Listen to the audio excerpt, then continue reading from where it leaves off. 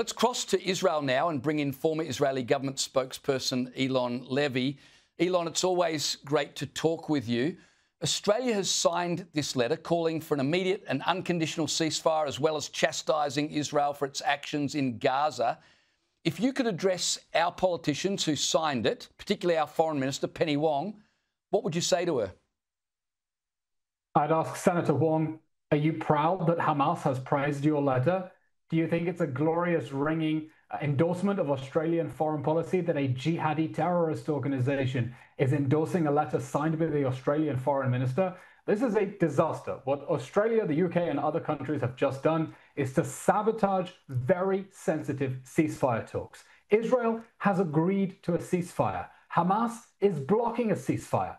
And when Hamas looks at pressure on Israel, it sees a reason to dig in its heels, not to give any ground, not to be flexible in negotiations, because it says, why should we bother making concessions to end this war? The rest of the world is going to do it for us. So I'm terrified for the hostages who are trapped in Gaza right now. I'm terrified for people who are still inside Gaza. I'm terrified for our soldiers, because we were negotiating a ceasefire, and the pressure needs to be on Hamas, not on Israel, because that's just encouraging Hamas not to agree to a ceasefire and to dig in even deeper.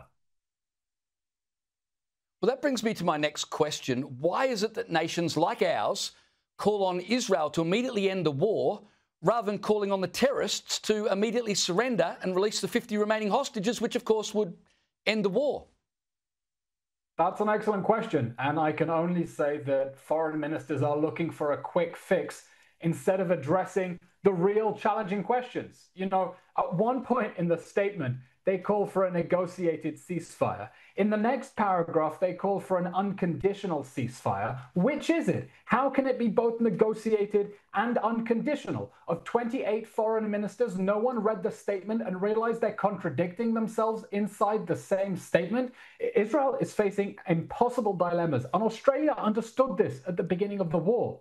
After the October 7th massacre, Australia called for a ceasefire and said it can only be sustainable if Hamas relinquishes power.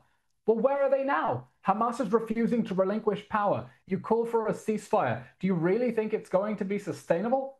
Because we know that a ceasefire that leaves Hamas in place just starts the clock ticking towards the next war. What we need now is pressure on Hamas to accept a temporary ceasefire and let some of the hostages go, and then we can have negotiations over a permanent settlement in which the whole world, the Arab world, Australia, the UK, go to Hamas and say, it's game over. You are never ruling the Gaza Strip again. We're not giving a penny to reconstruction. If it's going to go back into your tunnels, you need to lay down your arms, you need to give up power, you need to free all of the hostages, and you need to let this war that you started finally end.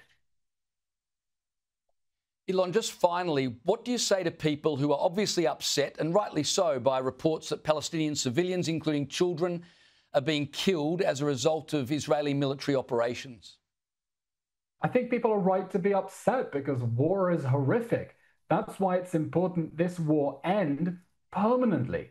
And it can only end permanently if Hamas is removed from power, or the next war will be a matter of time. Hamas must be defeated in this war because Hamas can never be left free to launch another war again. It can never be left free to launch another war where it's fighting from inside schools and homes and hospitals and hijacking and taxing aid and making life a misery because it views human lives as expendable, as martyrs, while Israel is trying to avoid harm to civilians. So if you want this war to end, you need to lay the blame squarely at the feet of the terrorist organization that started this war, that's fighting it from behind women and children, and that refuses to end this war. Pressure it to take the ceasefire.